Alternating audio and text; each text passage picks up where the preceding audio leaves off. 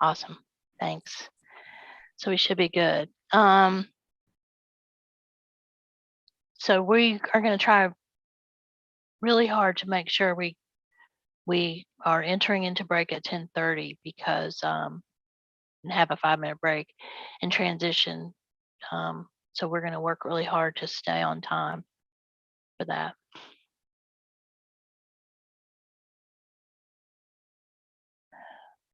And happy St. Patty's Day.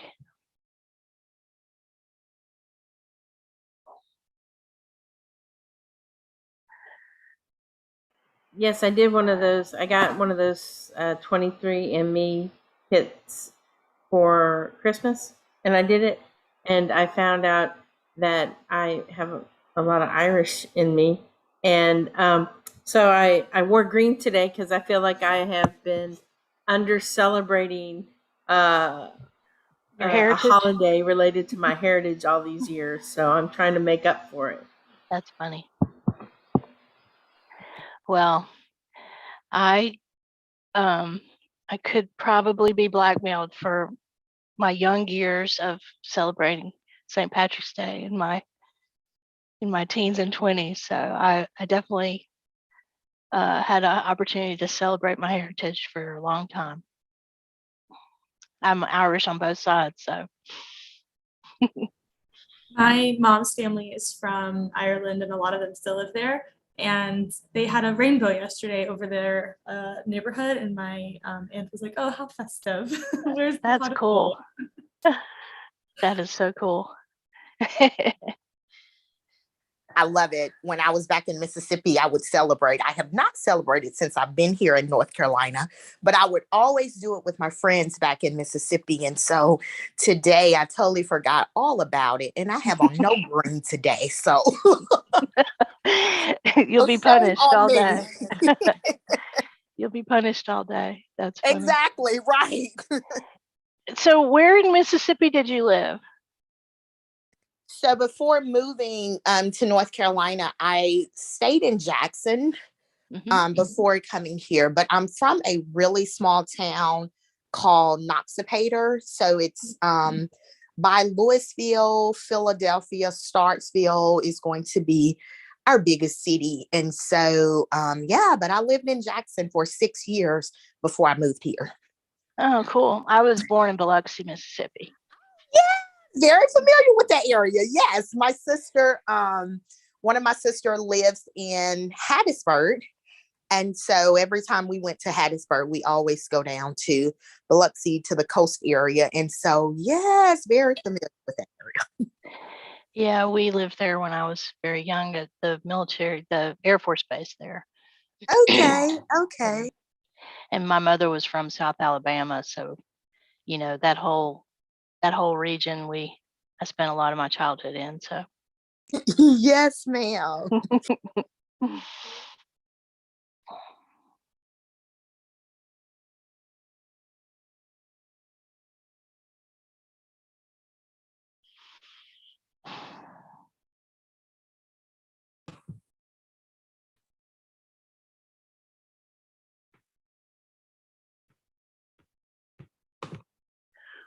Good morning. Welcome. Good morning. Welcome. There's Dr. Hardy. So I'm counting. We have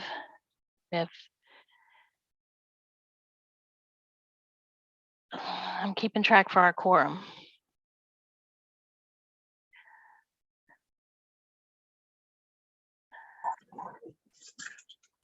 Good morning, Dr. Hardy.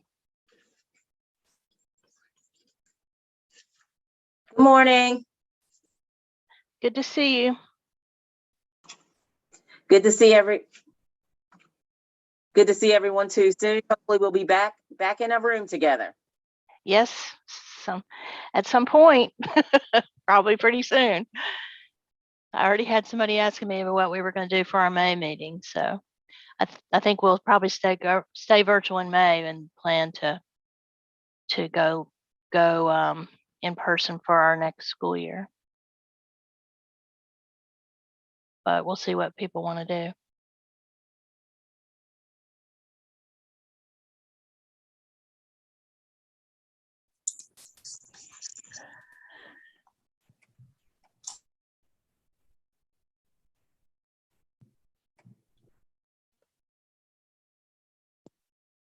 Good morning. Good morning. Good morning. Good morning.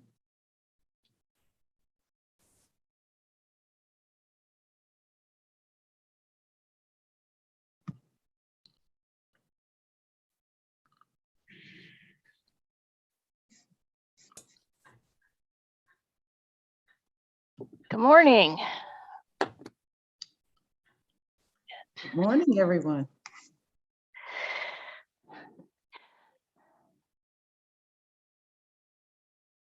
So welcome to our new county manager. Appreciate you being with us today.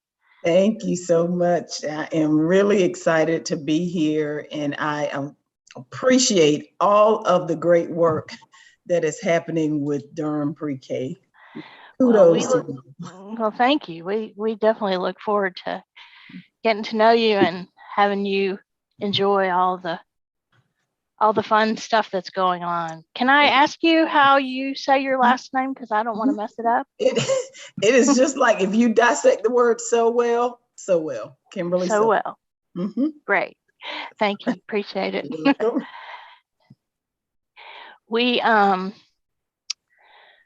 We'll wait. It's 9:30 now, but we'll wait a couple of minutes as people are coming in. Our chair, Dr. Iroka, is going to be with us, but she will be a couple of minutes late.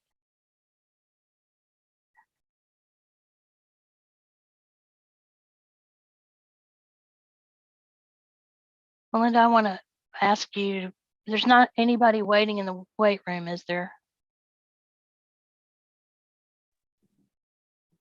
Letting everyone in. Okay, thank you.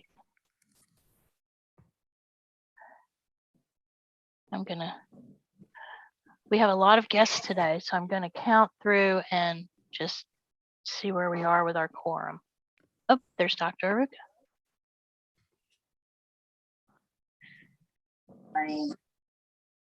There were still, so there are some, like the people who maybe were not as engaged may actually not be on the list. But they also believe that.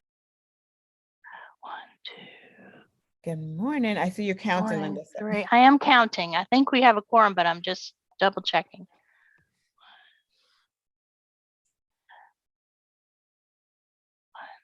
Good morning.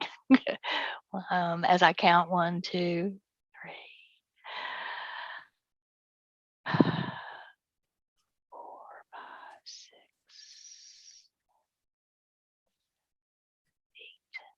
8, 9. I believe we're there. Okay, we have a quorum, Yoma. Yay. Greetings. Good morning, everybody. So thrilled. Of course, we're still not in person together yet, but so glad to see many of your faces. Yoma Ruka here, the chair of the Durham Pre-K Governance Committee. So welcome to our March 17th meeting. So thank you for joining us. And I hope everybody has been, feel free to use the chat box. Are we going to do the next slide to all the?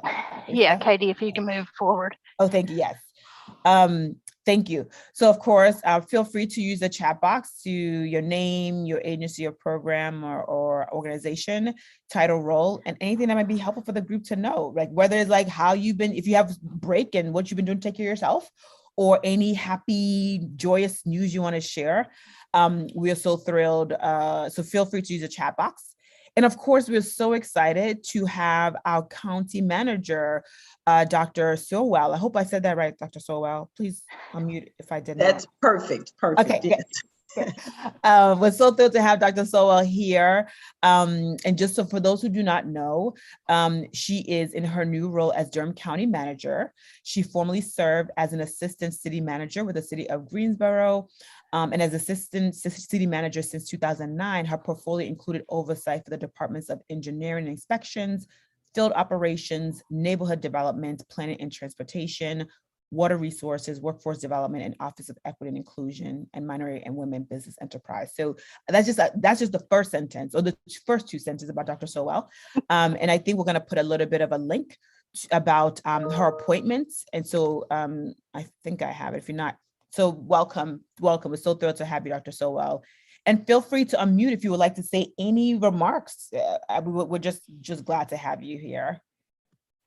Great. Thank you so much for the warm welcome. I'm telling you, I was already in love with Durham, but just everyone that I've met has been so welcoming, encouraging, and just has offered so much support. So thank you all for this. And please know that I am a person that rolls up her sleeves and gets to work. And this is a critical topic of conversation. It's critical that we can get our youth educated as early as possible. So I am so grateful for the work that you all have been doing to make Durham Pre-K a successful program. And I'm ready to jump in and get to work with you. So thanks so much.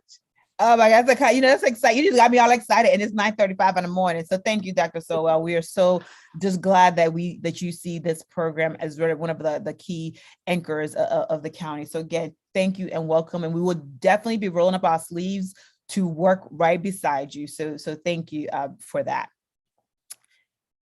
As people, just feel free, people are putting in their information and they're welcome. And again, if there are any exciting news that we need to flag or anything you would like to share, feel free to do that in chat, but also feel free to unmute. We have a couple of minutes. Okay, do you want to go to the next slide? So I'll just quickly do the meeting protocols for those who may be new, but obviously we've been doing this for 2+ years, right? So, but still, we'll just give a high level. Obviously mute unless speaking, because obviously there's a lot of background, and many of us are either in our home office or taking care of young people and got a lot of things happening. So feel free to mute unless you're speaking. And of course, we want to try to mimic what would be if we were in person together. So as much as possible, please have your camera on. But obviously understand if you cannot for many reasons. And so just camera on if feasible. And just use the chat box at any time for comments and questions. We know both myself, Linda, Melinda, and the other CCSA staff will also be monitoring the chat box. So just give us a little patience if we kind of miss something, but I'll flag it again if we happen to miss it. So again, thank you for that. And be patient, right? Even though, we've been doing Zoom or WebEx or whatever the version is for 2+ years, and for some actually even before that, obviously we can't always control all of the technical challenges, but we try to do our best. So feel free to just flag if there's anything around technical challenges. And again, a reminder that this meeting is always streamed on YouTube. So as soon as you enter, just remember, we are literally live streaming at 9:30, if not before.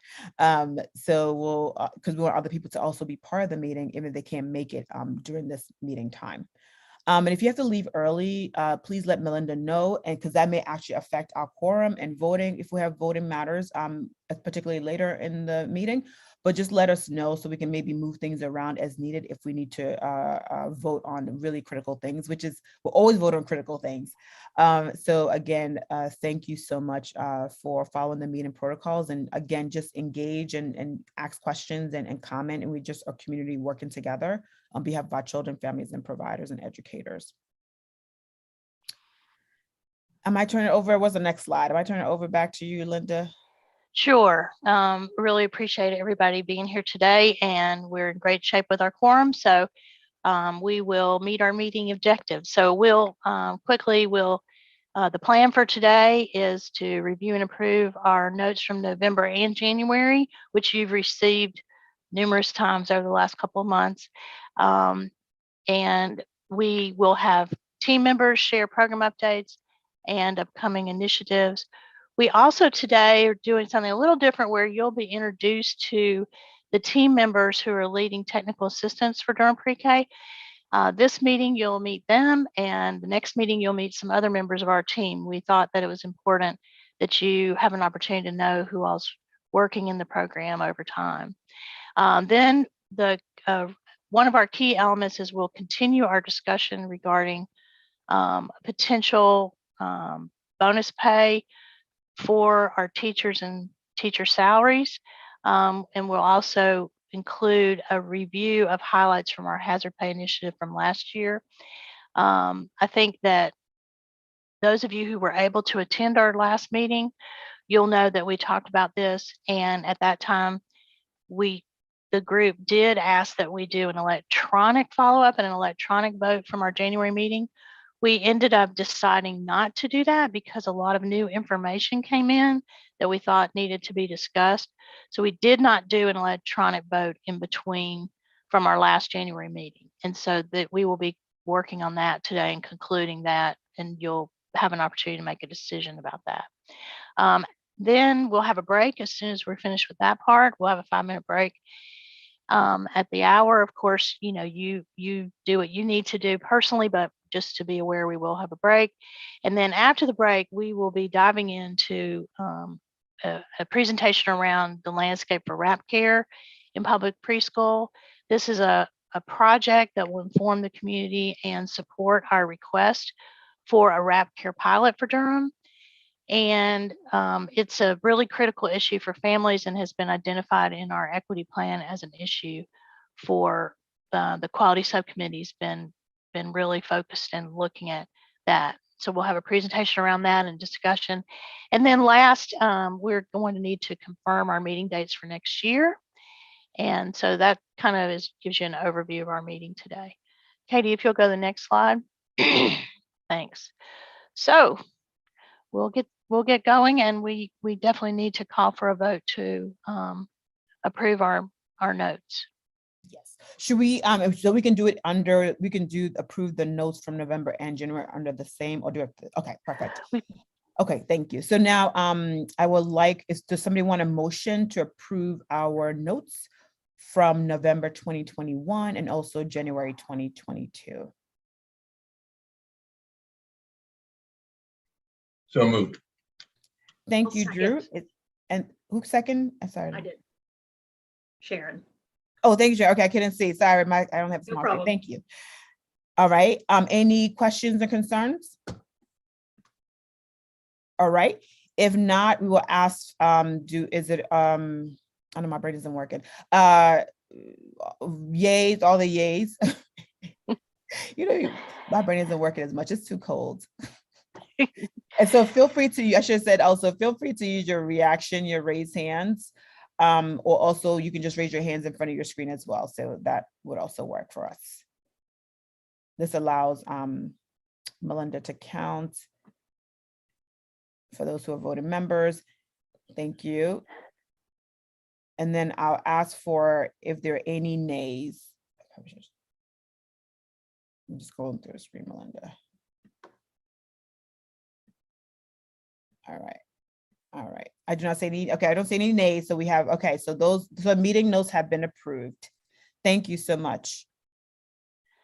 Okay, Katie, next slide. All right, so at this point, we are going to ask for our program team to do the Durham Pre-K program update. We're going to hear from our Durham Pre-K manager, Jenna Fuchs. Good morning, everyone. Linda, forgive me. I'm going to stray just a little bit from the update because this didn't make it into the update. But we did have our first roll up and enroll event this past Saturday at CCSA, and we had over 20 families attend despite less than ideal weather. So that was really exciting because that's more than a full classroom, as someone noted. But families were just able to come to the offices and get help with completing applications. We had English and Spanish speaking staff members assisting with that. And then we had a number of different vendors from the community to share resources and little giveaways, free books. So that was really, really positive. And it was my first time really getting to see people in the Durham community and meeting a lot of staff members and colleagues for the first time in person. So that was really overall positive. Jenna, I wanted to mention, I'm sorry, let me just mention that for this year, these roll-up events, each of the collaborative agencies are taking turns leading these events over the next few months. And this particular one, CCSA was the lead, but all of our partner agencies participated and provided support and assistance. And moving forward, as we have these additional dates, each agency is taking turns being the lead but all of the collaborative agencies are supporting these efforts to do these events, and it's exciting to really work together to support families in person and completing, you know, their applications, and also just making them aware of resources in the community. So sorry to interrupt you. I just thought it was so awesome to have all the agencies participating and really working together. I agree. Thank you for that. And we had to move it inside at the last minute, and we still, you know, despite all of that, had a good turnout. So that was really great. As of Jenna, yesterday, yes. You might just want to remind people that Saturday was the day of the massive rainstorm. Yeah. Yes. Yeah. Yeah, I think that there were a lot of weather warnings for that day. It didn't turn out being, it wasn't that bad, but all the hype led us to move it inside, which is good that we did anyways. But yeah, it was great that we were really worried that we weren't going to have many people show up. But as Monty said, we had a couple of families right at 9 o'clock when we opened the doors come in. So that was wonderful. As of yesterday, we have 945 applications in progress, which is definitely an increase from last year. Very exciting. We also have 134 people subscribed to our texting campaign, which is just another good way that folks can get reminders and information regarding the application. So much has happened since January. Last month, the Ask conference was held, and we had over 300 attendees. 62 of those were Durham Pre-K teachers. So that's a great turnout. As Monty mentioned, in January, if you're able to attend, we have 12 classrooms currently receiving capacity building technical assistance. So that would create the potential for 216 future seats. It was also, February was a really big month for our website and social media. I loved seeing these numbers. We had over 15,000 page views from 4,790 viewers in February alone, and that set a new record for us. And we've also seen a 25% growth in followers this fiscal year on our social media. And I think that, you know, everything, those numbers for our website and social media and even our outreach events, I just think that all of those efforts that Tosh and Katie and the partners, the whole team are working on as far as outreach and marketing and getting the word out, it's really translating into more applications and just more visibility of our program in the Durham community. So that's all good stuff. I think that was all I had for today, Linda. Okay. So Katie, if you'll move to the next slide, we want to just remind everybody that the application's open if you hadn't heard. And as Jenna mentioned, we are super thrilled about those numbers. The pace is way ahead of last year. Now we just want to sustain that pace and continue to get a lot of applicants, but we're feeling really positive about the process so far. Next slide. Okay, so I'm going to turn it over to Monty Griggs, and she will talk to you and also introduce some of our team members to you. First, Eoma, I see you have your hand raised. Do you have a question? Oh, no, I forgot to take it down. Oh, okay. All right. Just checking.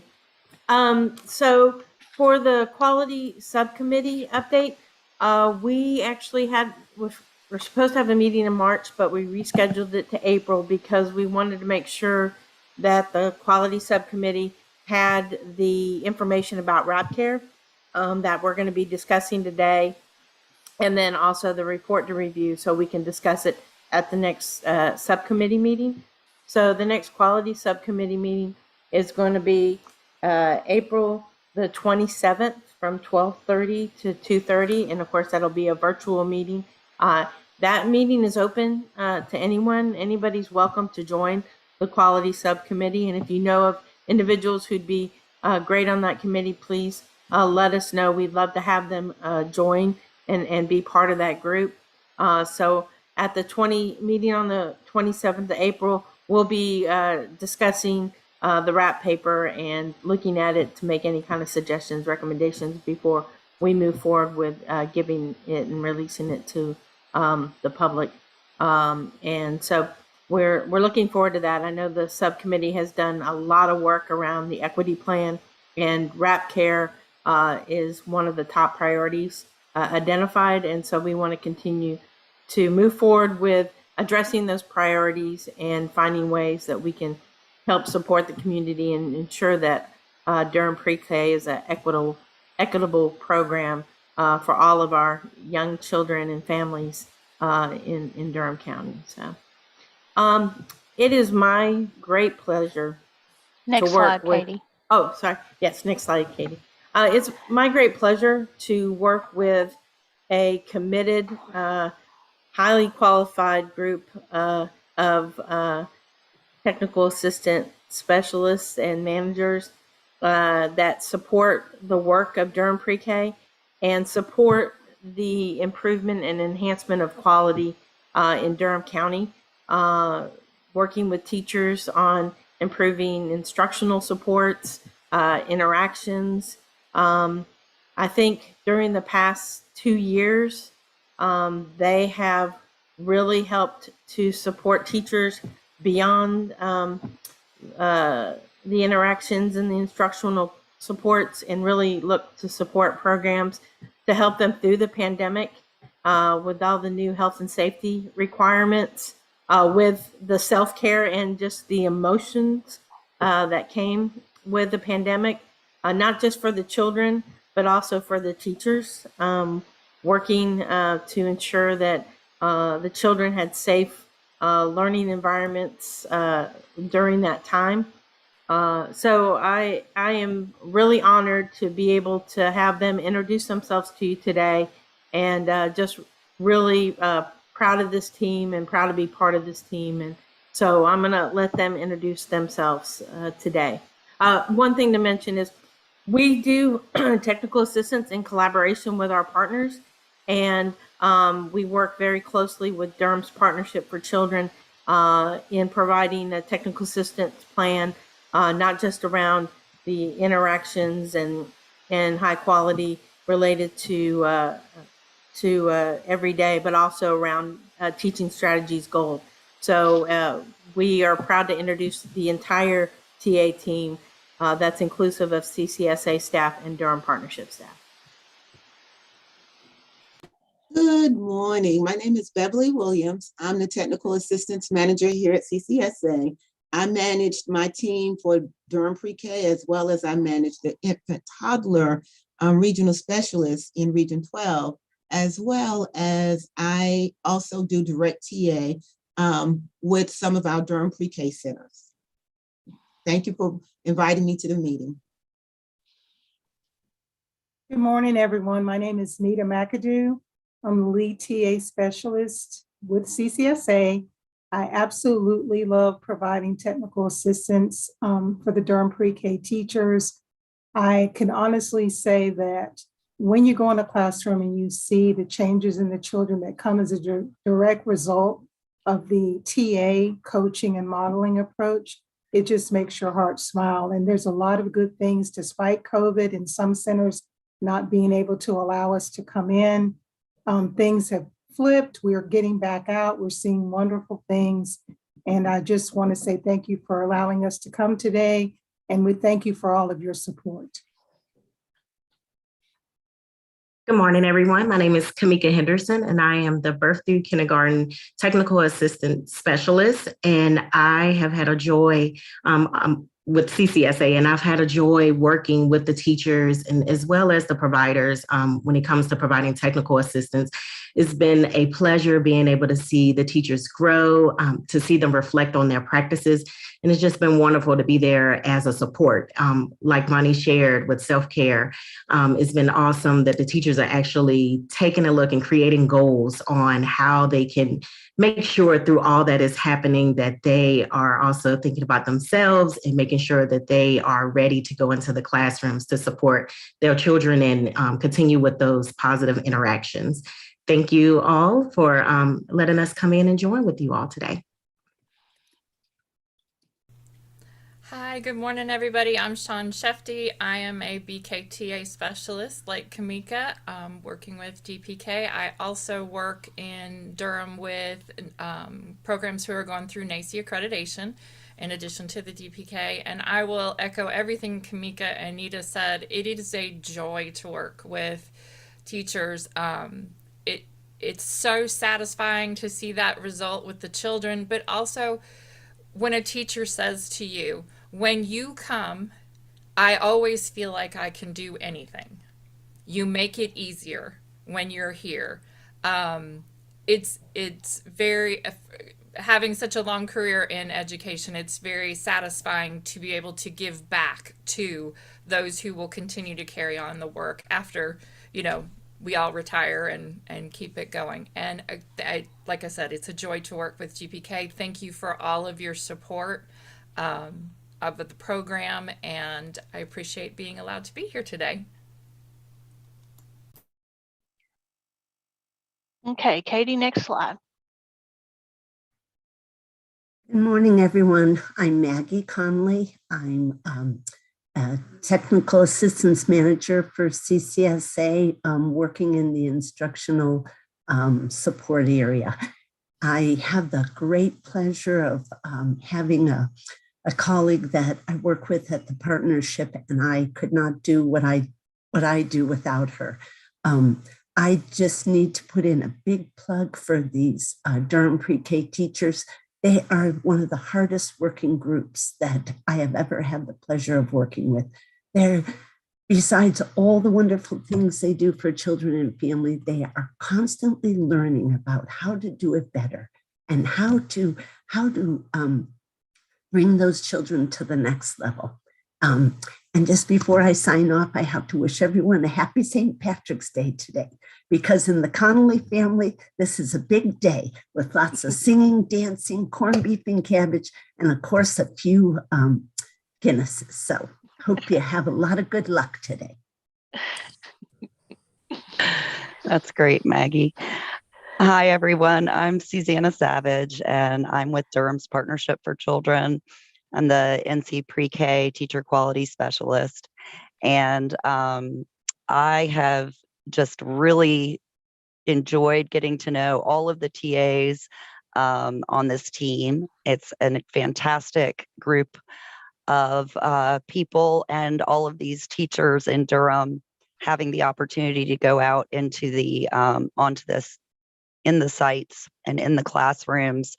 I've been really impressed with a lot of what I've seen, and just excited to be a part of this. And I'm putting together this lending library, and I just want to make sure everybody knows I really want to get those materials out to teachers. We have so much to share there. And as a teacher myself for 30 years, I just want to be a support, give them as much backup as they need to keep doing this, because just so grateful to the teachers in Durham and for this team that I'm working with to help support them. That's it. Thank you so much to the whole team. We're so glad you're able to join us today. I think that one of the hallmarks of Durham Pre-K is the investment in support for teachers. And it's something that we always want to lift out as a key component to building quality and building capacity in the community to improve the experience of our young children. And, as I mentioned earlier, in our next meeting, we'll meet some more team members who do other functions, but we wanted to start with TA because, as we always say, teachers are the cornerstone of Durham Pre-K, and this team is all about supporting classroom instruction, teachers and teachers assistants, and we're just really fortunate. We also want to remind everybody that one of the key features of Durham Pre-K is this idea of collaboration and leveraging resources, sharing resources, and that's one of the pluses of, around engaging Durham Pre-K across all fund sources and having additional team members from other agencies working together collaboratively makes all the difference for our teachers. So we appreciate that. I wanted to acknowledge that Michael Page joined us. Thanks for being here. Appreciate it. Okay, Katie, next slide. Okay, so we're going to dive in. We talked about this. We talked about a potentially considering a bonus at our last meeting. And what we're going to do is we're going to review some information. Some of you who were at our last meeting will have heard some of this already, but we did have some additional information to add. And we will ask you to consider a vote to make a decision around bonus pay today. So just to remind you, we have, there are presently 34 teachers that are in active Durham Pre-K classrooms. And we'll remind you that you're voting on or considering a vote for the Durham Pre-K classrooms, but we work collaboratively across all of our programs, and we'll work to do whatever's decided. We'll work to integrate across all of the other funding sources also. But with our 34 Durham Pre-K active teachers, 21 of them have an actual in-place BK license with an average of 9.8 years of experience. Now, if you have a great memory for numbers, you'll know that that's a little bit different, a different number from the January meeting. We did have a little bit of turnover, and we have some newer teachers, but to be a Durham Pre-K teacher, you do have to have a BK license or be in the process of pursuing that, and supports provided for those who are actively pursuing it. You'll recall that the state did finally give a raise, and we'll remind you that the raise was less than anticipated for teachers, not for teacher assistants, but for teachers. And we wanted to just review again what that raise ended up being. And you can see that it varied in amounts based on experience for teachers.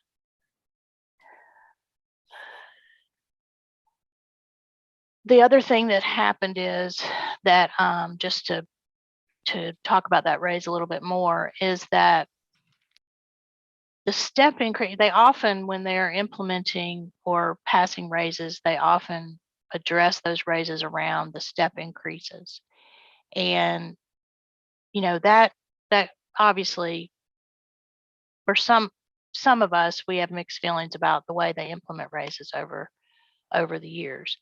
And I see that Anna asked in the chat about whether the raises applied for those without a BK license. So the way that someone who doesn't have a BK license in Durham Pre-K gets paid at the base pay rate on the DPI state salary scale. So once they are fully licensed, they move over to the Durham Public School scale, and they're eligible for the local supplement and increases. So the base pay is what someone without a license gets, and the base pay did go up just a tiny bit. And I believe it's around $35,000. It's not a tremendous amount of money, but it's $35,460 a year is the state teacher minimum pay. So Katie, if you'll move to the next slide. So in looking at Durham Pre-K, this chart shows you what the salaries look like for our current teaching staff. And those of you who were at the last meeting will see that this chart looks different again, as I mentioned, because we did have some changes in teachers from in the second semester of the school year. So Durham Pre-K lead teachers with continuing or initial licenses, again, are paid according to the Durham Public Schools salary scale for K-12 teachers with their equivalent years of experience. So just as an example, a teacher with 0 years of experience would have a minimum salary. If they are licensed, they would get the salary at the 0 years of experience. And that minimum salary on the Durham Public Schools scale is $41,135 a year, which translates to $23.92 per hour. So teachers without a license or with other license types are paid at that state teacher minimum, which I mentioned is $35,460 a year, which is the equivalent of $20.62 an hour. So you can see in this chart that gives you information about our current Durham Pre-K teachers, our range shows you that we do have some teachers who are making the base pay of the equivalent of $20.62 an hour. I think that it's always, when we're thinking about the work of teachers, I think we could all agree that the salaries are not where we'd like them to be. But if we thought it was important for you to know, as you are considering whether or not to vote for any type of bonus pay this year, that you would be able to see exactly what our teaching team looks like. So again, our median, you can see our median is right there at $28 an hour for our teachers. Before I move to the next slide, any questions about that? Okay, Katie, you want to move to the next slide? Okay, we also, we last year when we gave a hazard pay bonus, we did teachers and teachers assistants all received the same bonus depending on how much time they worked in person or virtually. So it's important also for you to have perspective around our teaching assistants. So currently our median teachers assistants, our median is $15.99 an hour. That range, our required minimum, you'll recall that a couple of years ago you voted to make the minimum for a teacher assistant $15 an hour. And we do have some staff who are making that minimum. Again, in the state budget, teacher assistants did not get a direct salary increase at the state level. So now we'll talk in just a minute about some bonuses that are already in place that they will get, but the salary didn't change for teachers assistants this year. Okay, if there's not any questions, we'll move to the next slide. So new information from our January discussion, we learned that Durham Public Schools will be paying a federally funded $1,500 retention bonus this month in March to all staff. And so teachers and teachers assistants will be getting that $1,500 bonus this month. There will be a second bonus next school year that's already been approved and is budgeted through some separate federal dollars. So we wanted to bring that to your attention. And then in terms of the NC Pre-K staff, because remember that for us in Durham, we are all about the whole of public pre-K. So our local Durham County dollars support additional seats locally, but we use those dollars to enhance the other programs and we blend funding across all systems. So we have some classrooms that are NC pre-K classrooms that are not having Durham pre-K local funding. And in talking with Durham's Partnership for Children, one of our concerns was that if governance were to decide to do a bonus for teachers and teachers assistants, one of our concerns was just what would that look like? Would we end up creating an inequitable situation where some teachers in our community received bonuses and some didn't? So we have been in communication with them. They have not, they have their own process for developing that, but they have indicated that if a bonus is approved by governance, that they will also plan to issue a bonus to those NC pre-K only classrooms. So it's just, an information point as you are considering what you're interested in doing. Any questions about that? I don't have a question about that. This is Lee Boardley. I don't have a question, but I'm really glad that you guys took that into consideration and checked on that. Thank you. Thanks, Lee. Okay, Katie, next slide.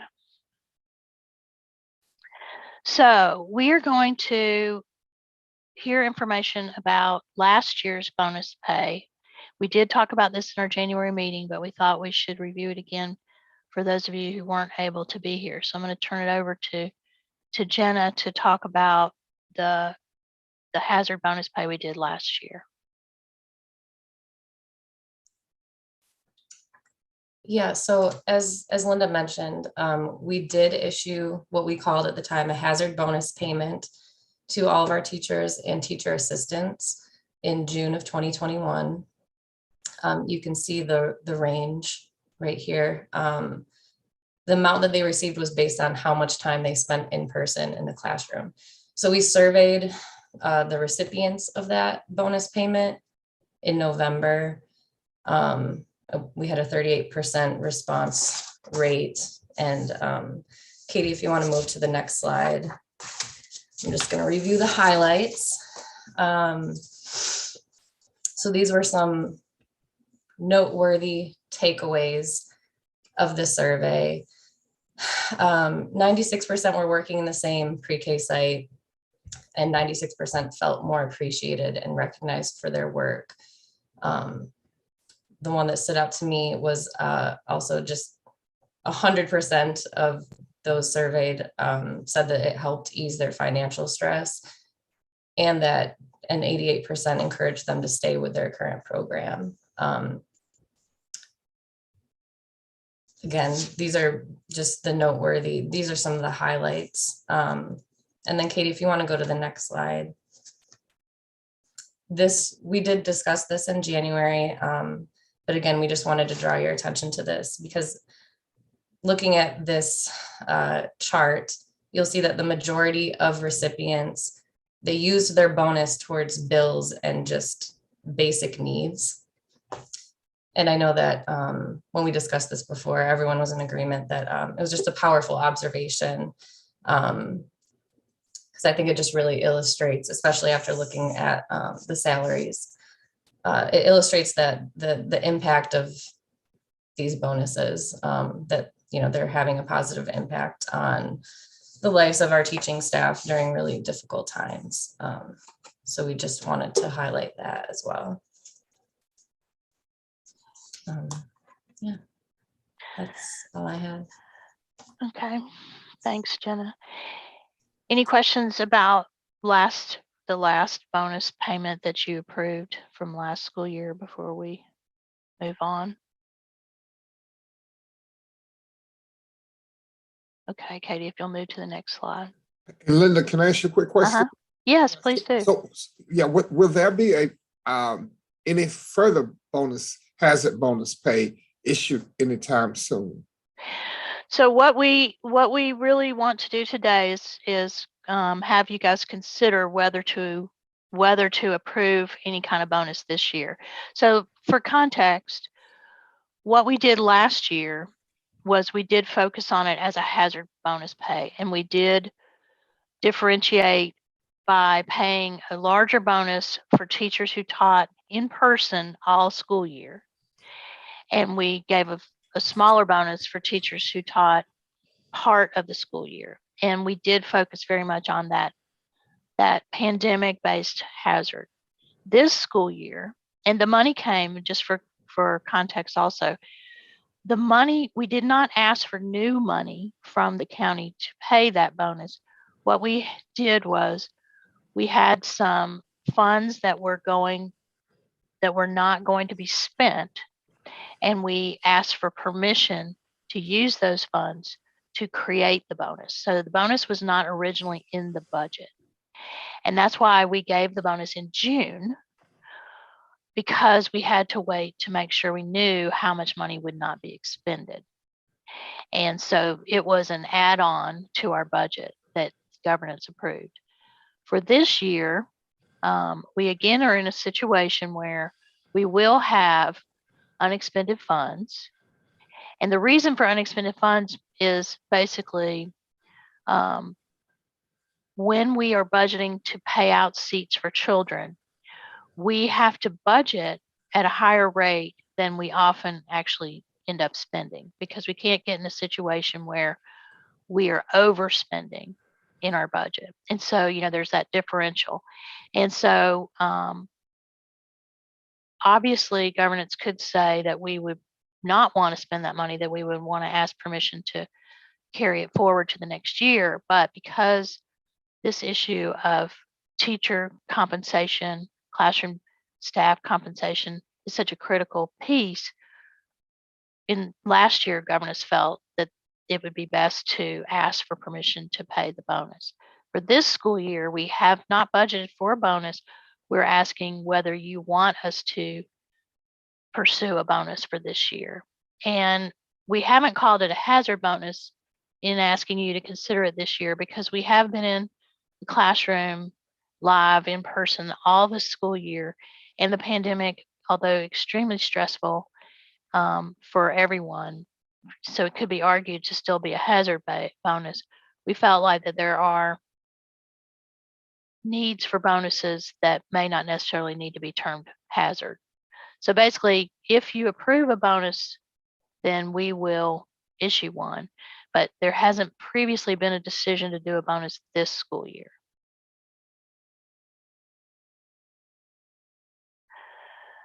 So I just want to open it up for discussion. I know that some of our governance members have been were very vocal at the January meeting about wanting us to pursue this, but we want to open it back up based on the new information that we've given you today, whether or not you want to consider making a motion for a bonus.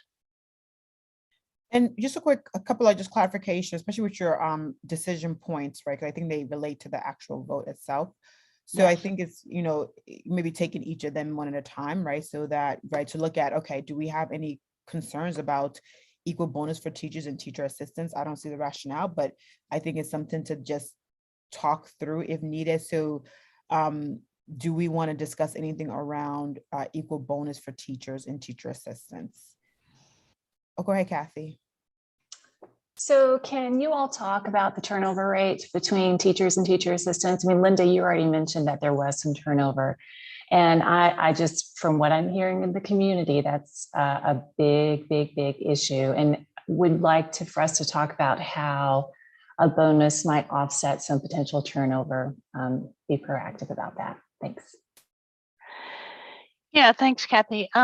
So you saw in the information that we shared from the survey that there are a substantial number of returning teacher and teacher assistants from last school year to this school year. So we are very pleased and proud that over 85% of our staff have remained. However, at mid-year, we had experienced a couple of our lead teachers who made a new choice and moved, either left teaching or moved to a new program.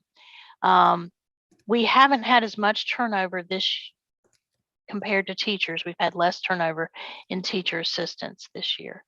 But we know from the research, which we did share, in a particularly powerful research report in our notes from the January meeting. We put a link in there that reported on whether bonuses are effective for retention, and some research out of a university that really focused on UVA. Yes, out of UVA, thank you. That focused on whether bonuses really do make an impact. And what we know is that with with the pandemic, people are just moving a lot, obviously, and we feel very fortunate that we've been able to retain the folks that we have. But we do have, when you look at our range, we do have a lot of less experienced teachers who have joined us from those vacancies. So you lose that experienced teacher.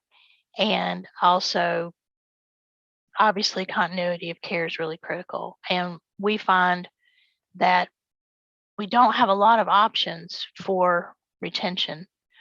So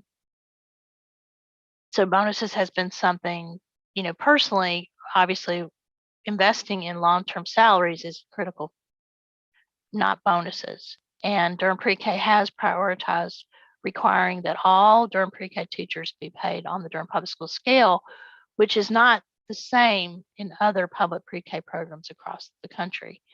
I don't know if I'm answering your question, but I do think that a bonus is something that we see as not only a thank you, but also as a potential tool to help with retention. And I'll just add, I know Lee has her hand up. I'll just add for those who didn't see in the chat, I put the Lisa Brookins report from Daphne and colleagues, and you'll just see that at least when it concerns the use of incentive programs like a bonus, there was about a half reduction in terms of turnover, particularly for centers. Not the same sort of effect for school-based programs for many other reasons, but it is something important to note that we have seen that just the use of these incentives from both financial, direct, but also indirect things like well-being opportunities, benefits, that some of those really do have a relative impact and sort of stabilizing the workforce. Thank you for that. Lee, you want to go ahead, please? Yeah, well, I just had a comment, which is that I definitely support having equal bonus for the teachers and the teacher assistants. I see that Susanna has put an important point in the chat, which is, if anybody hasn't seen it, that our teacher assistants are our most predictable, stable, productive source of future teachers, which we certainly need. And that just seems like a really smart investment, as well as a really critical way to support women that we know need those funds so desperately right now. I have a question though, which is that I wonder if you guys considered any other ways of using these funds. I trust you to have come up with this proposal, and I always want to pay teachers more, but is there anything else that we should be considering? Any other strategies for supporting children or schools or teachers that we should give a thought to? Thanks, Lee. That's a great point. We're always combing the budget to look for opportunities to enhance the program. And in the instructional services component of our budget, right now, the only authorized expenses are the seat payments and the payment that we make to support teacher salary. You'll recall that we pay a per child seat payment every month, but we also pay providers a portion of the teacher's salary that's based on the teacher's salary. So they get what we call an enhancement payment to help them cover the salary for teachers. And the reason we do that is to encourage them to hire the most experienced teacher they can. Obviously, new teachers are really important in the field, but we also want providers to be able to hire more experienced teachers that cost more. And so those are the two expenses that are authorized out of that budget. The bonus does come from that budget if it's approved. In terms of what we could do, the quality subcommittee's been looking at all the areas around equity, and many of the initiatives that have been looked at would cost more than the funding available. So a bonus option is something that is affordable within the budget and was felt to be the most impactful. Now, certainly, we could always do something like, for example, we considered whether we would want to do a grant to classrooms to enhance their materials, or if we wanted to potentially have some more family engagement activities, or a variety of things. But the funds being limited, they lend themselves more to either a bonus or some type of one-time payment.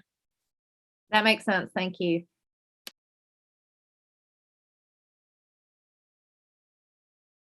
Any other sort of decision? I feel like obviously the prorate for length of service, whether that needs discussion and guidance for CCSA.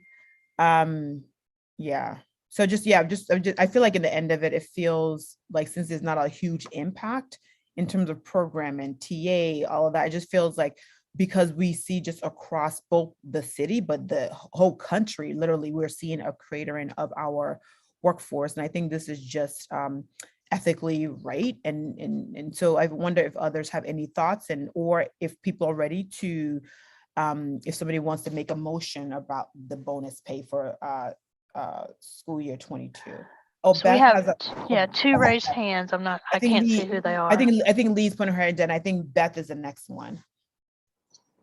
Hi, I just had a question about, I very much support the bonuses, but I just had a question about the equity between teachers in the Durham pre-K slots, or in the Durham public school sites and in the private sites, and how if they're already getting a bonus and those that are serving in public schools also have additional benefits that those working in private centers may not. So I'm just wondering about how we think about equity of the bonuses, and that kind of point number 2.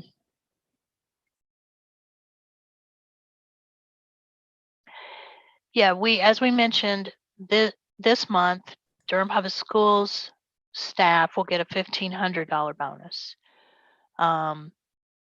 And one discussion point was to consider, if we decide to do a bonus, would it be on top of what Durham Public Schools teachers are getting, or would we account for that previous bonus in doing the funding calculations? So would we separate out and subtract what they've already received for the school personnel?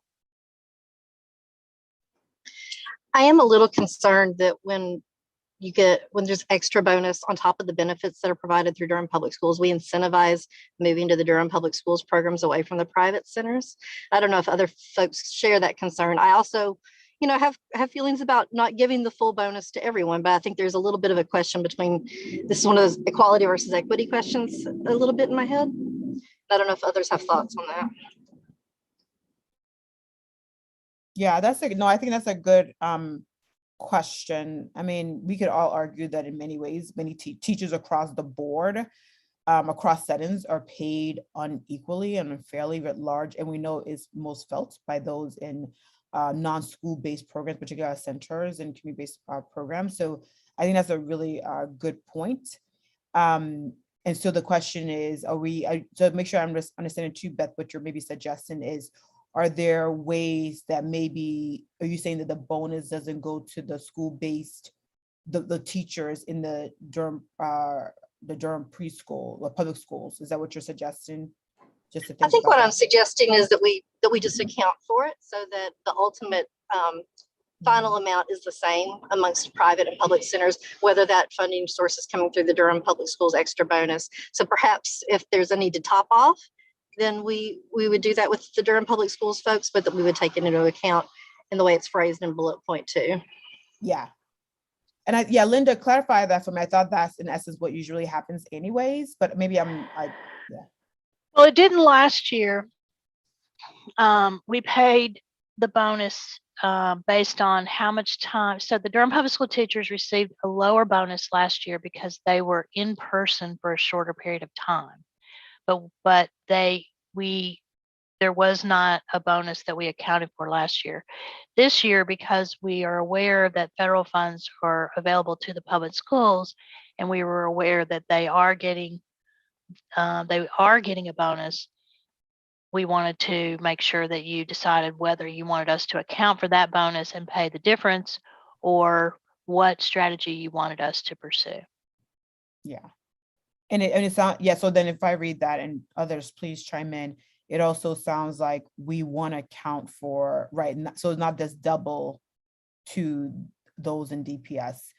And then I also see June's sort of point, which is one of the big things around teachers moving from the community-based sector to Durham Public Schools because of the benefits. So not necessarily even the bonus, but because of the benefits, which, you know, we know has another level of layer.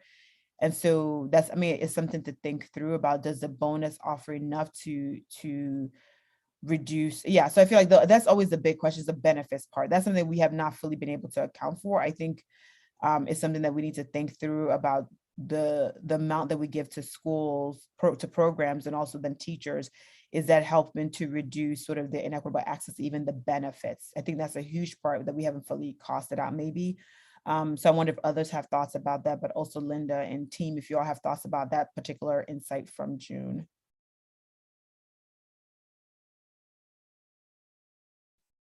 Yeah, probably can't address it with the bonus. I mean, I think we really just have the funds to deal the bonus part, but it may be something that we have to think about. I think as we sort of look downstream about retention, potential options, and then how do we use the funds that's available to the program to think about benefits in a really more robust ways. And we are seeing some examples across the country and state around issues of benefits, particularly for those who are not in school-based programs. So we can really, I think, maybe put that on one of our agenda items to just talk through some of the options around benefits, since we know that has been a huge issue since before the pandemic, and even especially so. So we want to kind of talk more thoughtfully about that and programming. So thank you for bringing that up, June. Yeah, you'll recall, those of you who have been on governance since we started, in our initial work, foundationally saying that we wanted our teachers to receive the same wages, the same salary at private and public sites, that was groundbreaking, because that same assurance does not exist, for example, across the state. We can't find really any programs that guarantee that there'll be the same salary at the public schools as there are at the private sites for public pre-K. But at that time, we did have some discussion around this issue of benefits. Obviously, a private childcare program cannot, really can't realistically meet the state benefits of being a public school teacher, in particular the retirement, but other benefits also. And we did have a discussion at that time about whether we were going to have a differential for private sites to address that. At that time, the discussion was that we couldn't address that in the beginning of Durham Pre-K, that we were going to start with the salary as a requirement. And you'll recall that we monitor our sites to assure that all of the teachers are being paid properly.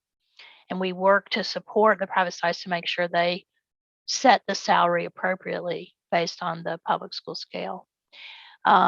But we can certainly put it on the agenda for a future meeting to revisit this issue of benefits, because one of our foundational program tenets is that in Durham Pre-K, we are seeking to have, an equal opportunity around compensation in our private sites as well as our public school sites. So we can definitely put that on the agenda for a future meeting. In looking at these decision points, last time, just for context, when we paid the hazard bonus, we did pay teachers and teacher assistants the same bonus regardless. And what that meant was, obviously, the teacher assistants, because their salaries are lower, they did receive a larger percentage of their current salary in bonus, which, we were comfortable with. But we would want to make sure that we knew what your preference was if this bonus is approved. We also have, we do want to get guidance from you. If you approve a bonus, we do want to get guidance from you about whether you want us to subtract for any previous bonuses, which right now, the only previous bonuses we would be aware of would be the Durham Public School bonus. But we would be researching to make sure there weren't other bonuses that we're not presently aware of. And then whether you want us to prorate for length of service, because we do have some teachers who joined mid-year this year. And so that wasn't a problem last year, but this year we do have some. So we would want guidance from you about that. Lee, you flagged something in the chat about whether we want to make a case for paying for more experienced teachers. And we know obviously the pay rate is based on years of service and level of education already in that. But I feel like there's already inequities just on that, the whole issue of experience and education anyway. So, but if you want to say more, please do. Well, I'm just, I feel like that's already built into the system. So for a bonus, I'm not in favor of that. It's not that I don't value experienced teachers, but I just wondered if anybody could sway me on that. Sounds like maybe no. All right, we fully considered that possibility. Okay, timing wise, we probably need to call for a vote because we want to be sure we stay on our agenda time, and we're about ready to have our 5-minute break. Yeah. So I'll just call again if there's a motion to move forward with the proposed bonus pay for school year 22.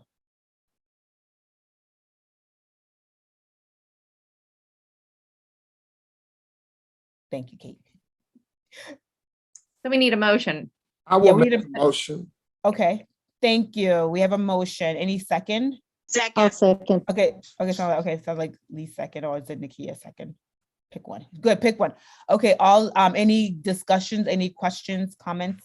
Yeah, I just want to make a quick comment, and I'm happy to make the motion. I fully support the bonus, but I do want us to, it was a sheet that was shown earlier in regards to why these bonuses make a difference. And I want us to take note, because I'm hearing this nationally.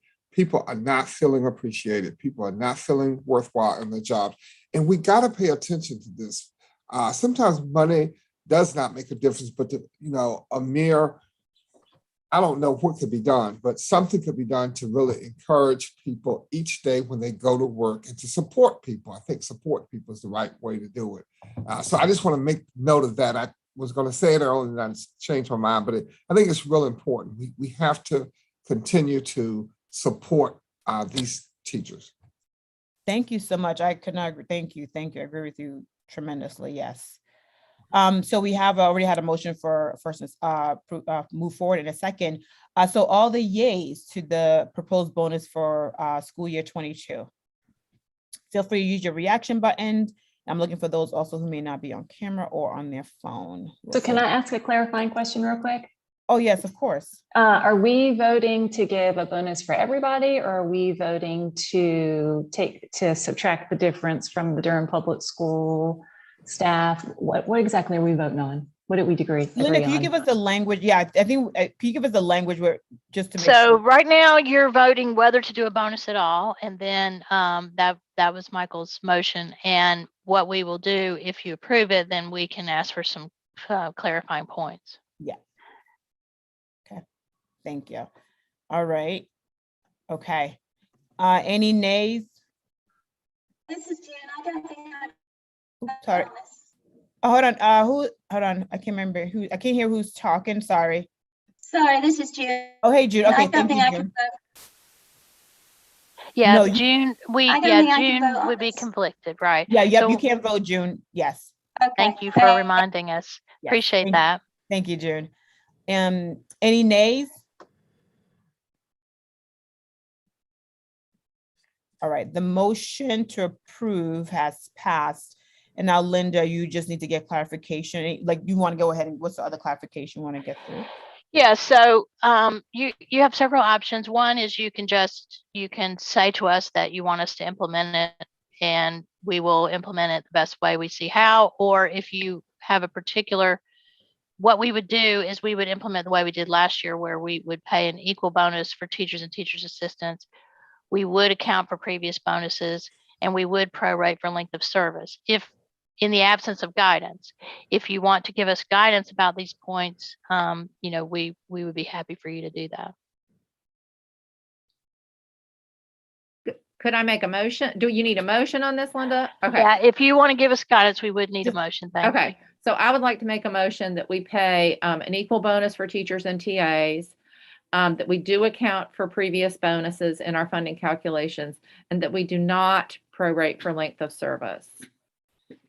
And I'll second that. Okay, great. Okay, any questions, comments before we ask for yays and nays?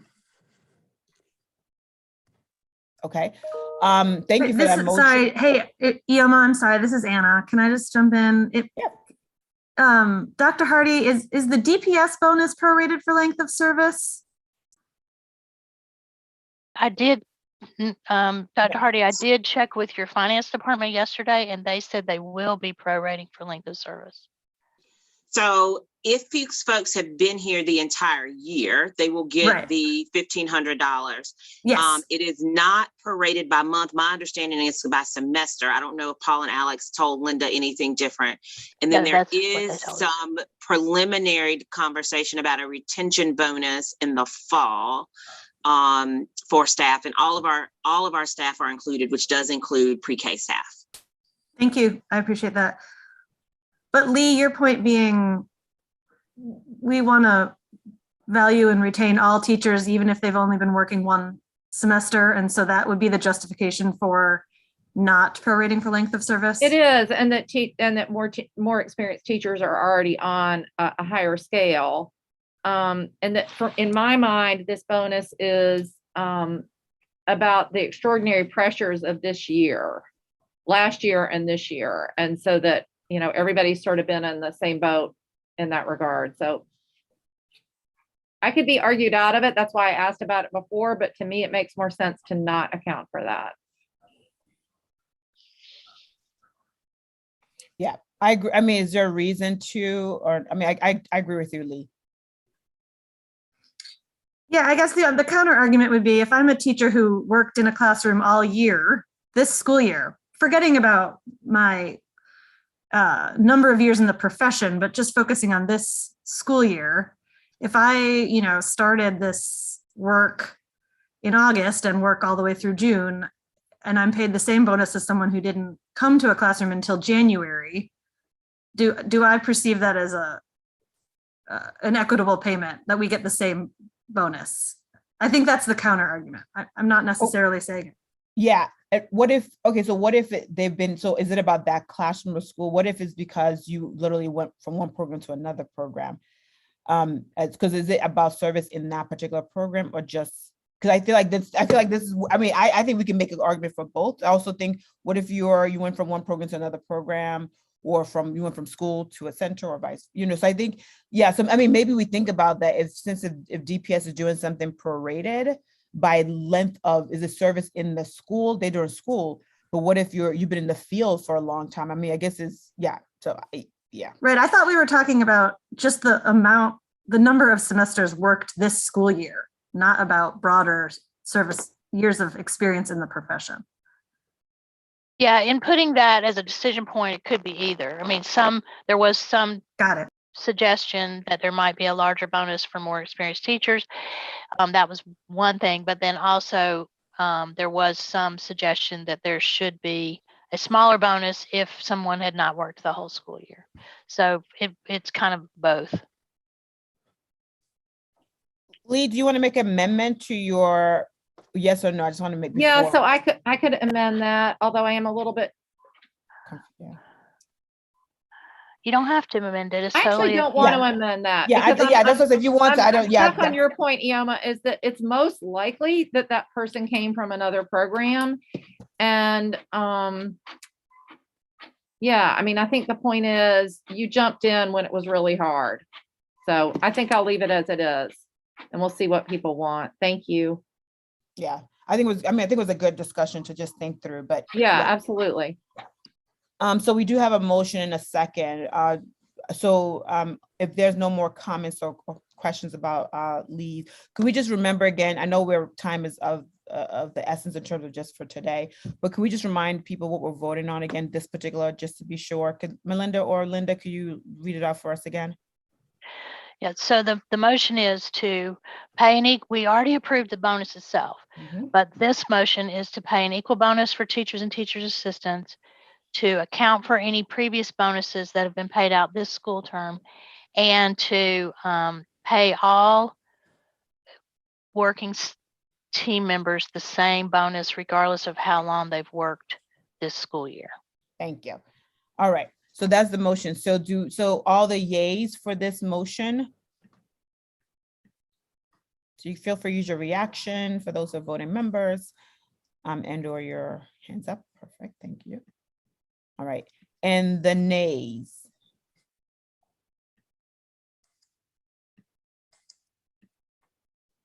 Okay. All right, it looks So like just for clarity, I don't see any nays. Is that what you're seeing? Yeah, I don't see any nays either. Yep, I was scrolling through the screen as well. I don't see any nays, so I was just making sure. All right, so it looks like that second part of the motion has passed. Thank you so much. I know that was yeah, that was really good conversation. I really appreciate it. Oh, Drew, go ahead. A comment and a question or an idea. The question is, I was talking with the county manager so well before our meeting and was talking about how, you know, our pay scale in general and some of these bonuses and hazard pay have been designed to stabilize our providers in Durham and hopefully relieve them of some of the challenges that have been faced by pre-K providers around the state, around the country during COVID particularly. And she asked if we had lost any providers, and I thought the answer was within Durham pre-K, no, yes, within the broader community. So is there a quick reaction to that question? And then I have an idea. Yes, it's true. We have been fortunate that we have not lost any Durham pre-K classrooms or teachers, except prior to the start of the school year, we did have one Durham pre-K site to say that they couldn't open their classroom. So we did lose a classroom prior to the start, right before the start of the school year as a result of the pandemic. But once school started, we have not. In Durham, we have lost childcare seats birth to 5, and we've also lost additional childcare for older age students based on the impact of the pandemic. And I'm more than happy to send y'all some information about the larger Durham picture just for your information later after the meeting. Thank you. And in a way that relates to my idea, which is that our, the way that we have made a commitment to paying our providers, a higher wage with this exact purpose in mind, right? To stabilize and to make our job market more attractive in the long run and more stable. I'm wondering if we have or could make an effort to sort of develop and track some broader data, from the community, from the state, nationally, to show, hopefully, right, that our approach to funding here has resulted in a far lower level of attrition of teachers and programs, and that it's therefore kind of important to the broader early education environment. I think that could be, some really interesting and important data for us, kind of bigger picture. Yes, definitely. And as many of you are aware, at Child Care Services Association, we are all about the workforce, and we do a lot of work around the status of the workforce, and are more than happy to look at Durham pre-K in that context and provide, lift up that story, because I do think that our support for teachers and classroom instruction is what really does help and make a difference. And I see Anna put in the chat about it would be something that potentially some public policy students could help with. We always invite opportunities for additional help in analyzing our services. So yeah, and I'm happy to follow up with you offline, Linda, about how to help make more of that happen in ways that help Durham pre-K. Awesome, thank you.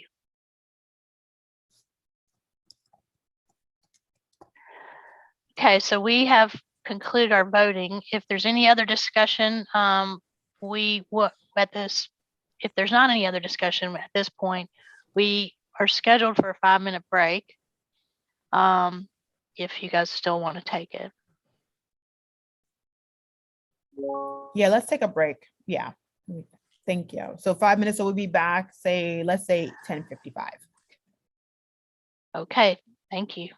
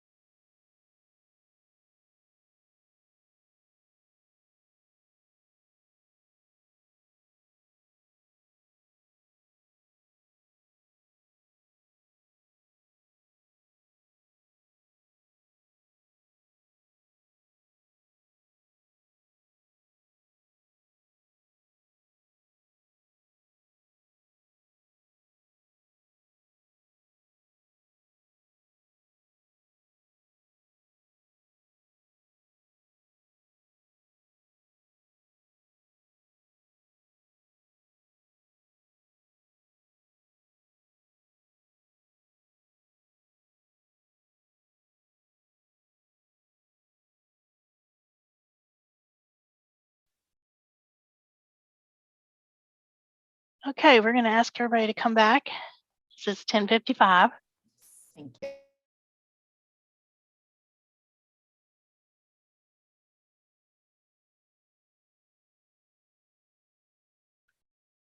Katie, if you'll move to the next slide.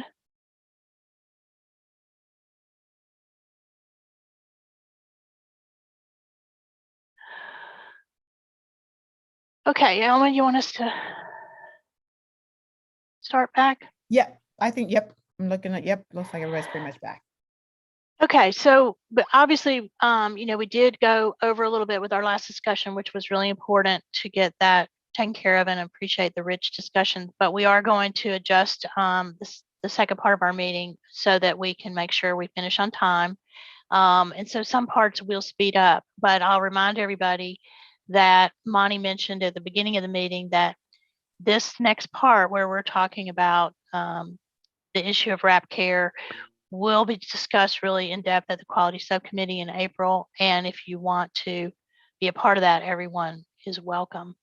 So just to frame this, I'll let you know that our Durham Pre-K management scope of work for CCSA includes this year in our scope of work includes a review of the need for RAP care services. You'll recall that last school year, the quality subcommittee worked on really taking a deep dive into the program, into our community needs, and developed an equity plan. And this piece of it was really lifted up as a big issue, is the need for additional services for families around RAP care. And when we say RAP care, a lot of people have different terms for it. Some people just say before and after school. Some people, refer to it for different things. So we're going to talk about this more in depth. And I think that it's important to know that what we did for this as part of our scope of work is we sought some additional outside assistance in this project. So we are joined today by Kelly Epley. Kelly has formerly worked at CCSA for many years as our Child Care Scholarship Program Manager. And after many years, she did decide last summer that she was going to leave CCSA and start her own small business, writing content for nonprofit and mission-driven organizations.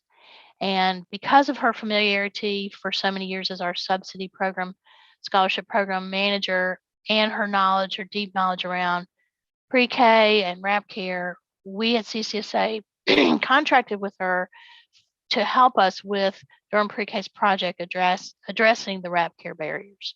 So Kelly's going to present an overview of the position paper that we will come out with from this project. And we're going to allow some time at the end for you to have an opportunity for feedback and questions.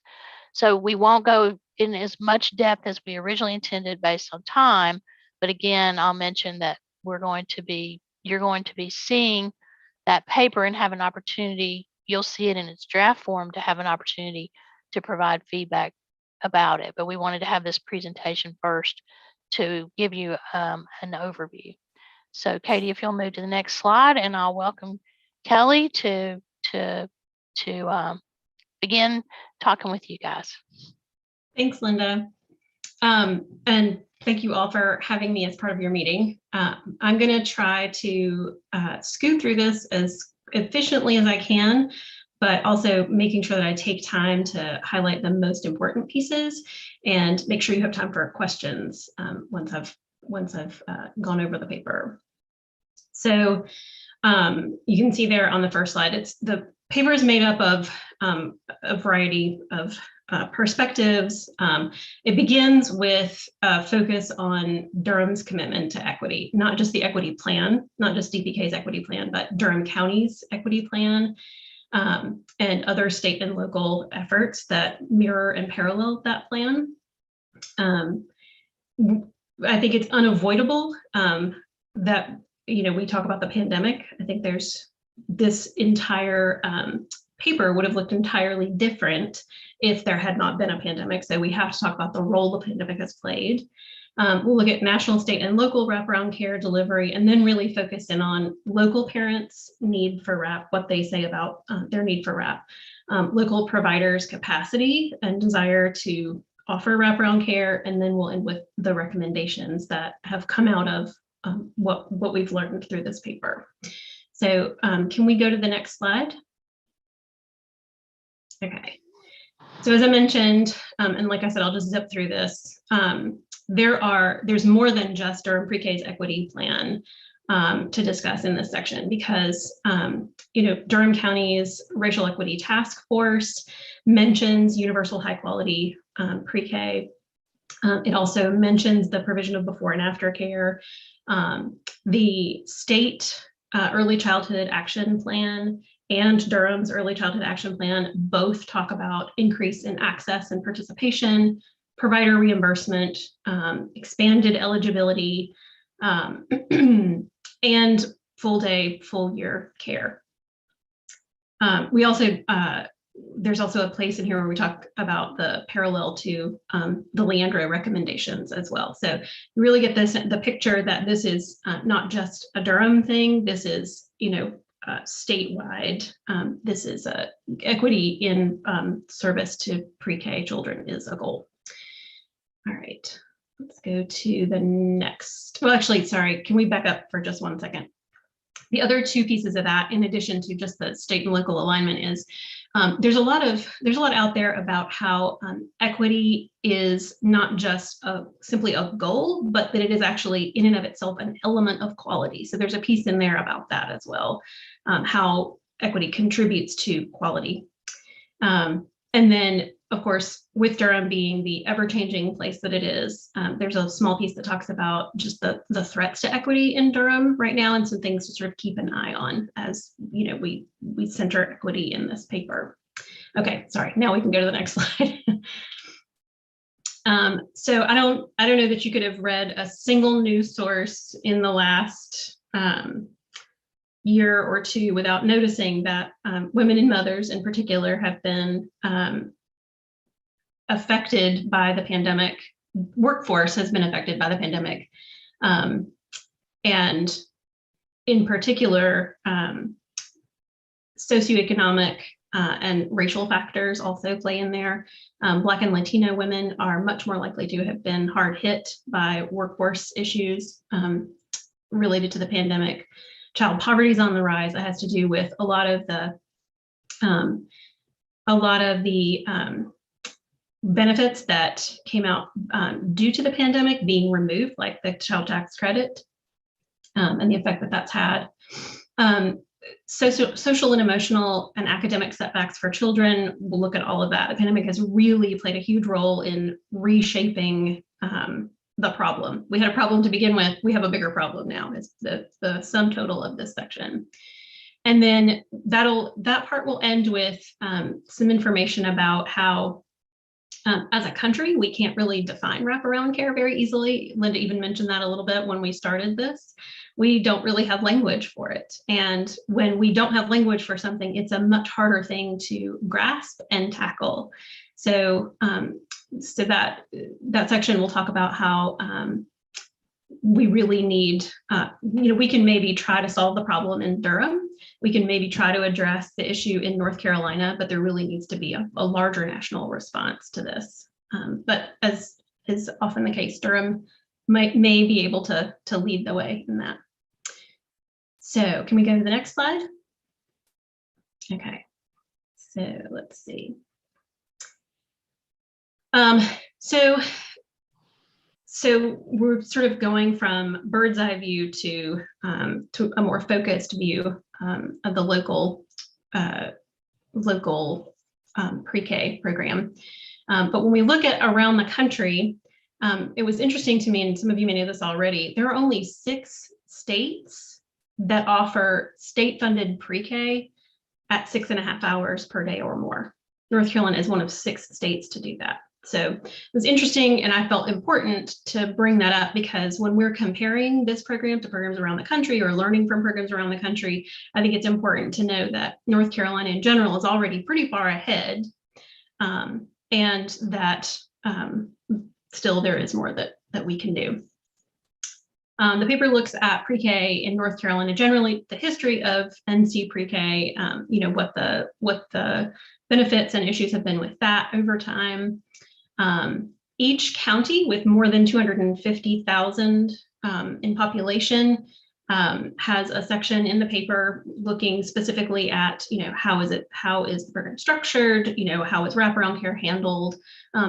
Found lots of consistency there. Very few programs were universal.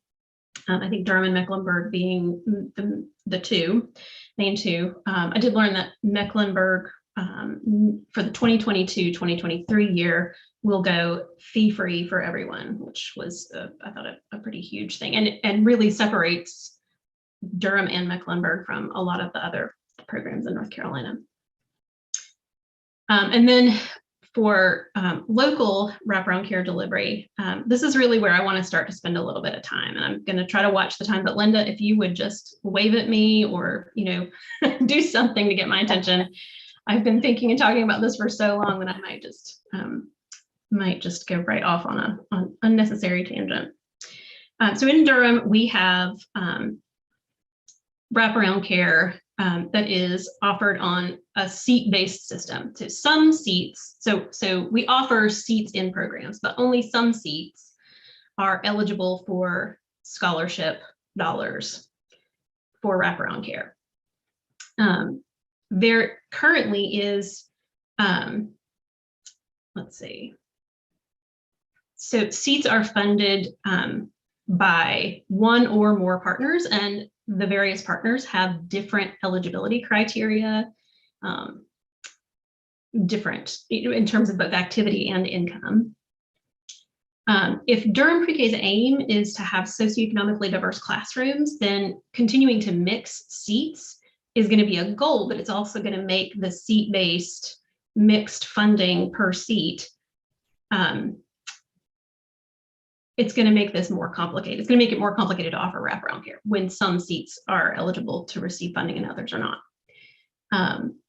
This is hard enough for providers to keep up with. Families have no idea how their seat is funded. Often I'm not sure they even know what the specific eligibility criteria were that gained them a seat. So when it comes time to pay for wraparound care, some families are responsible for paying individually. Those who qualify for assistance are going to have funding by either DSS, which is one set of criteria, or scholarship, which is a different set of criteria. DSS does not, and this was the case not just for Durham, but in all of the North Carolina programs that I talked to, DSS does not place a priority on serving children in pre-K for wraparound care, and also doesn't track those children.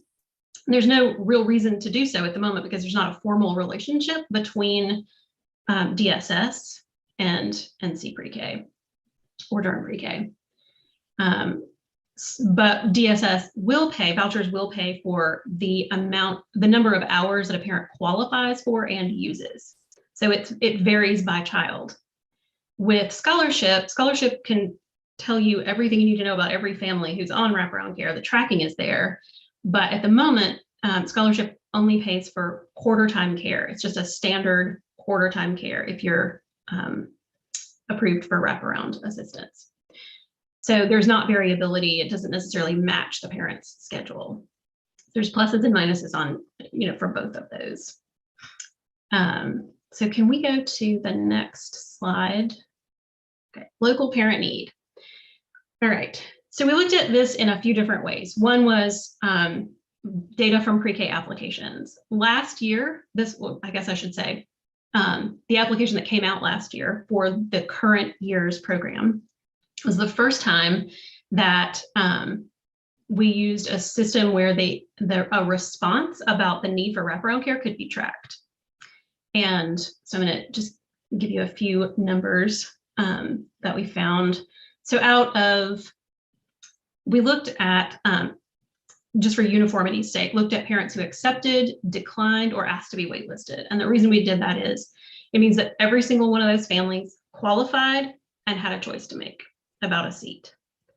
So from the 1,017 records from the application data where a family accepted, declined, or asked to be waitlisted, all but 4 answered the question about whether or not they required wraparound care to participate. So from those 1,013, so removing those 4 that did not answer, from the 1,013, 39% or 394 families said they required wraparound care to participate. So 39% is a sizable number. 394, I doubt that there are 394 families getting wraparound care assistance or paying for wraparound care right now. That's not something we know because, as I said, not there for that across systems. But if you think about it in terms of the total number of seats for Durham Pre-K across the county, around 1,500 seats. If you translate that 39% to 1,500 seats, if they were all full, that would be 585 families, or roughly 585 families. We are nowhere near being able to offer wraparound care to 585 families. When you look closely at the 394 families who said they did require wraparound care, single parent families represent 55% of that 394. 2-parent families represent 45%. Another interesting feature I found of families who, actually families across the board, whether or not they needed WRAP, single parent families, whether or not they needed WRAP, had an average of 2.22 children per family. 2-parent families, regardless of need, had 2.34 children per family. It was the same across both. What that said to me is that each of these families on average is looking for care for more than one child. There's either, unless we're talking about twins, there's either a younger child who is most likely in or needs full day care in childcare, or there is an elementary age child. If you look at sort of typical spacing between children, that won't be the case for every single family, but typical spacing would suggest that this is either an elementary child or a child under 4. That also complicates the picture because parents are working not just with, Durham Pre-K and that placement decision, but then also the wraparound care around that and care for another child. So that's a lot of work on parents' plates. We interviewed parents, and I know that I've got to scoot through this quickly.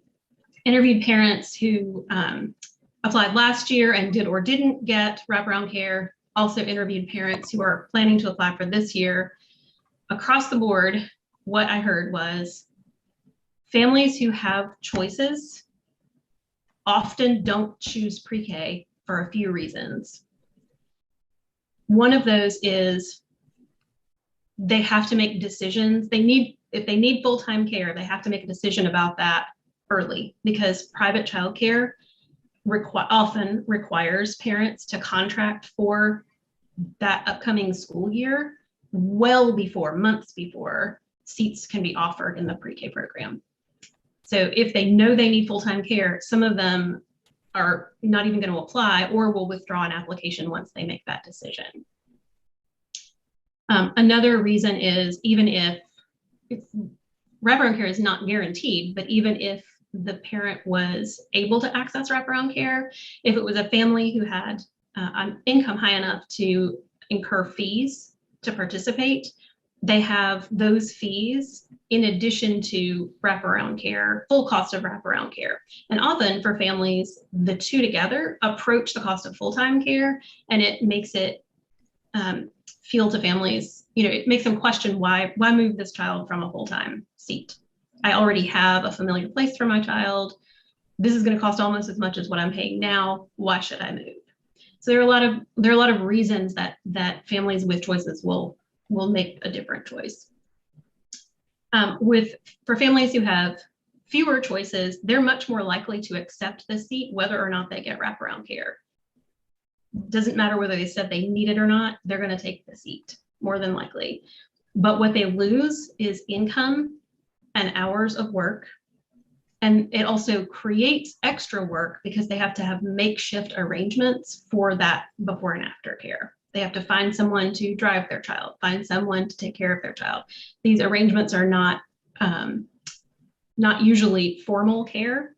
And they are often changing throughout the year. It's not necessarily stable. So it's a ton of work that's placed on families who have fewer choices. Talk to the school system as well about their before and after care program. School system right now does not offer wraparound care for pre-K anywhere but Whitted. Whitted is the one exception. And it is because demand is concentrated there. In both private and school-based care, there are usually only 1 or 2 pre-K classrooms. And so demand is not going to necessarily reach the critical point where it's easy for providers to afford to hire the extra staff to staff wraparound care.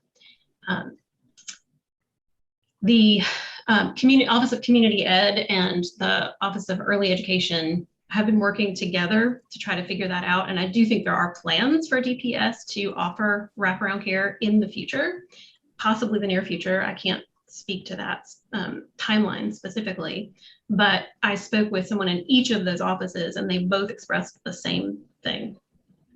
Right now, for the school system, due to staffing shortages, they have 700 families on the waiting list. 700 families who cannot get before and after care, even in the school system. The issue all the way around is staffing. And I heard you guys talking about staffing earlier. I don't think anybody here needs me to explain how staffing is a problem right now for childcare. So can we actually move to the next slide?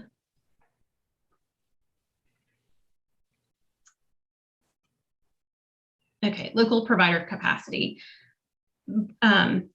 Basically, because of the seat-based system and because it's this chicken and egg problem, families need to know wraparound care is there to accept a seat. Providers need to know families need the care to offer it. That's never gonna gel in a way that creates the kind of demand that makes it always worth it for providers to offer wraparound care.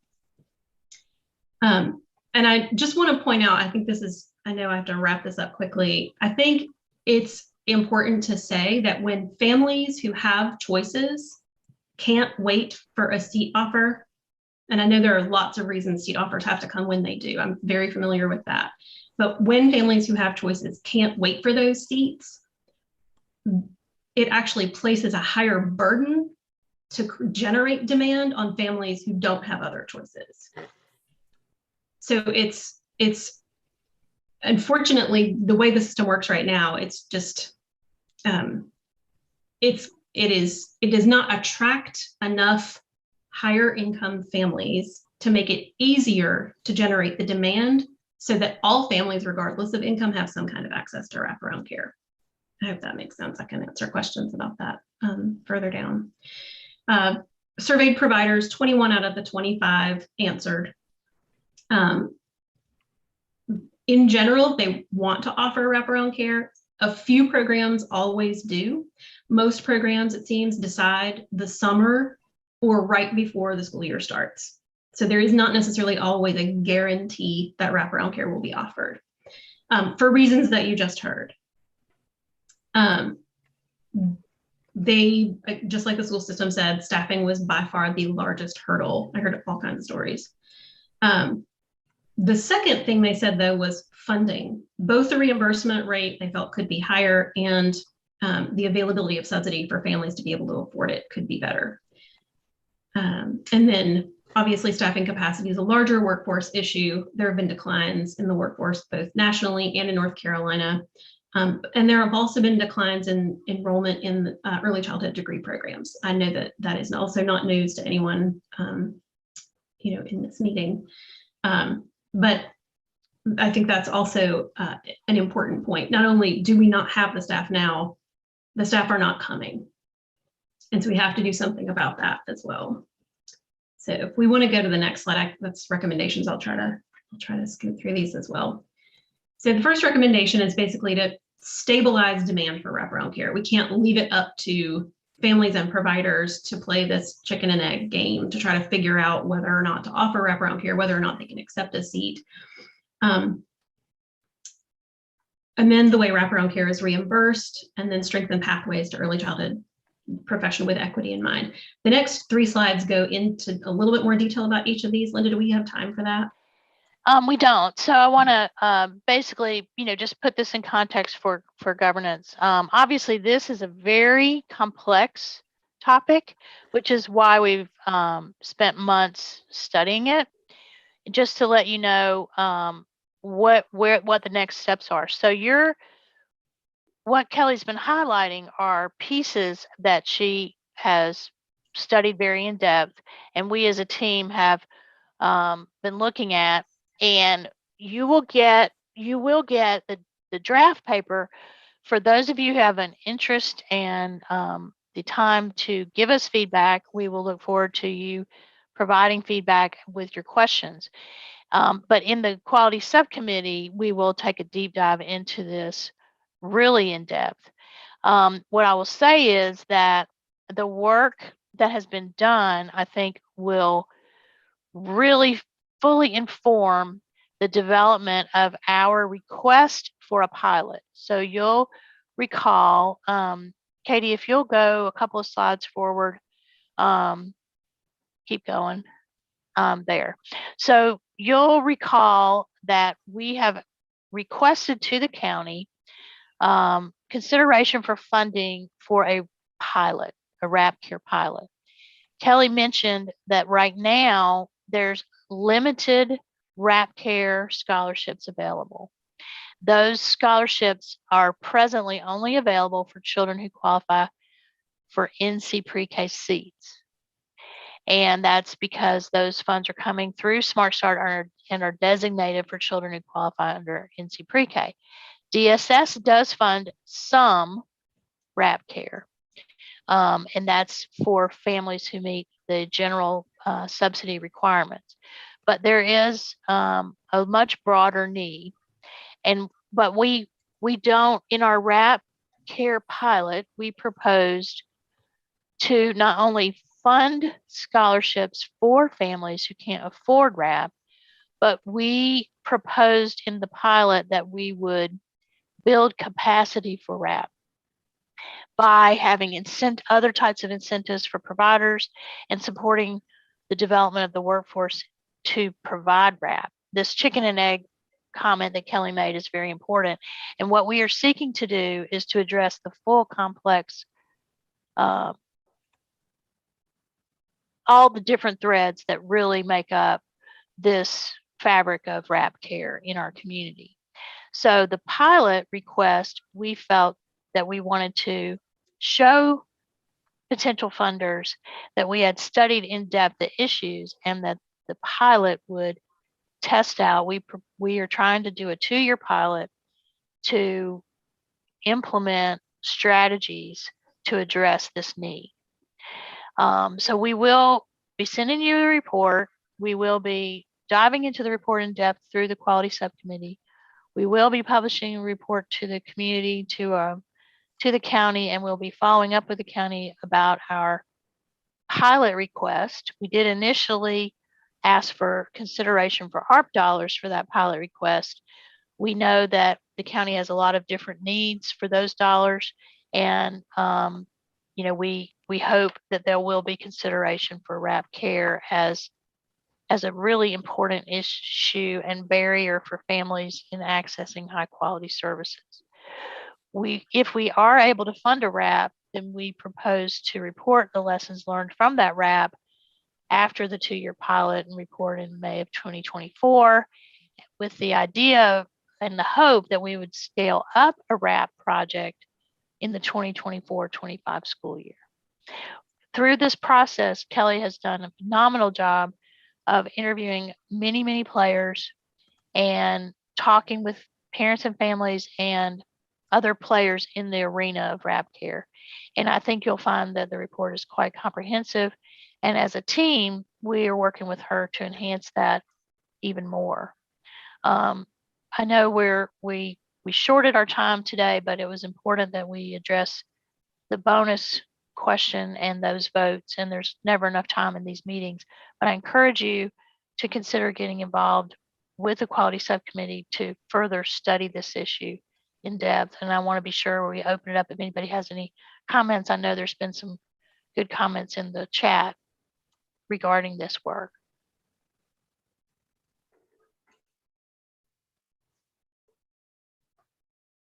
Yeah, thank you for that, Summer. I know we have a few minutes here. And I think just want to obviously just thank Kelly and just the team for just all the work to think about the complexity of RAP care. Like we say RAP care, but what does it fully really mean? So just you being able to sort of just provide a little bit of highlight about what it looks like here, the opportunities to improve upon it, because we know it's an important part of a full comprehensive early childhood intervention. So thank you, programming. So thank you for that. So yeah, Well, again, I appreciate Kelly being here, and I am sorry that we were not able to fully explore in a little bit more depth today. But as you as you get the report, we look forward to any feedback that you are able to provide. We really want to be sure that the report addresses the need in a comprehensive way, so that if we are able to get a funded pilot, that it will be the best pilot it can be for Durham's needs. Katie, can you move to the next slide? We have one last item for our meeting. We have about 3 minutes left before we need to end, but we do need to touch base with you about our proposed meetings for next school year. We have set the last few years, we've had our meetings on the third Thursday every other month from 9:30 to 11:30. The dates that are listed there match that. We wanted to take your temperature about whether that schedule is one that you feel like you would be interested in committing to for the next school year. The summer dates that are listed there, you'll recall that we generally set aside a date in the summer in case we need a meeting if some particular item or issue needs to be addressed for the start of the school year. So what we would do would be select a date to hold in case we need to meet.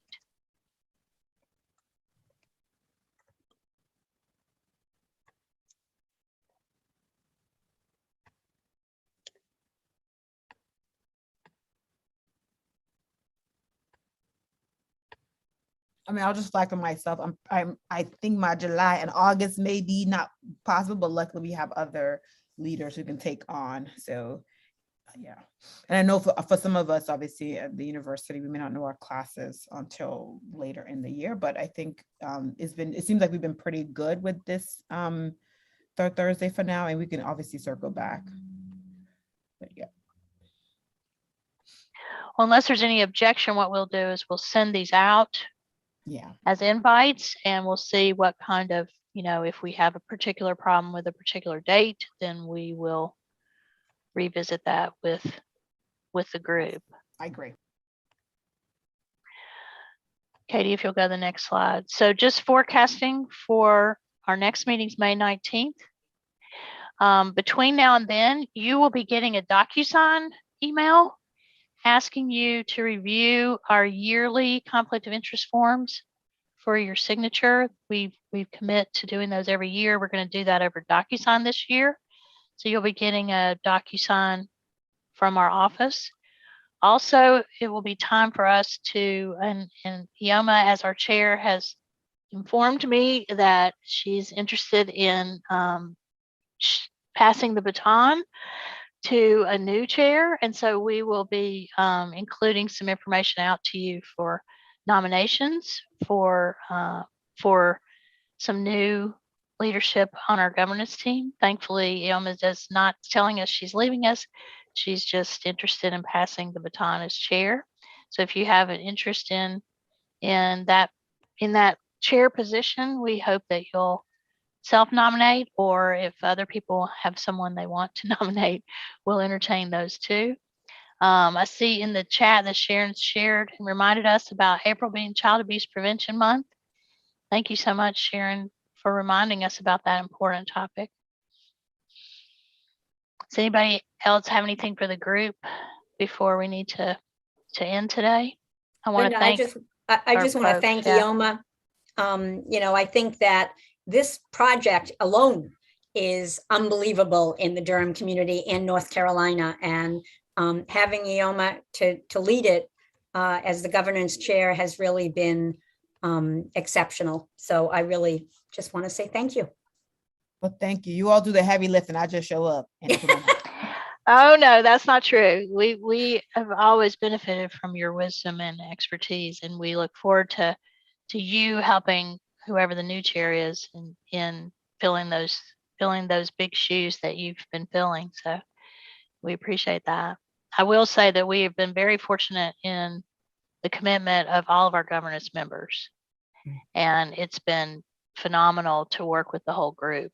I think that the strength of the program is really, the strength of governance is really a model for the strength of the program. So thank you all. Thank you. Yes, thank you. So I know we took a little bit, 1 extra minute. So unless we could just go ahead and adjourn. And thank you, Linda. Thank you, full team. We really appreciate it. Thank you, everybody, for joining. Have a great, safe day. Thanks. And those folks who work at CCSA, if you'll stay on for a couple of minutes, and Kelly, if you'll stay on, we'd appreciate it. Great to see everybody. Thank you so much for your time. Take care. Thank you.